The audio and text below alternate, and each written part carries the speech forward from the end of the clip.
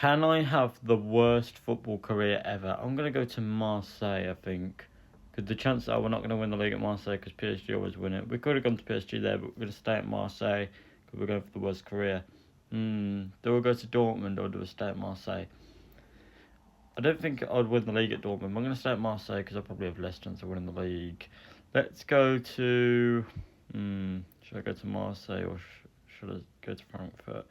I'm going to stay at Marseille. My nationality is the Netherlands. Okay, we've been at Marseille our whole career. A good amount of appearances, unfortunately. More goals in games, which is not good if we're going for the worst career. How have we won 7 league titles? How have we won 2 Champions Leagues? 3 World Cups with the Netherlands.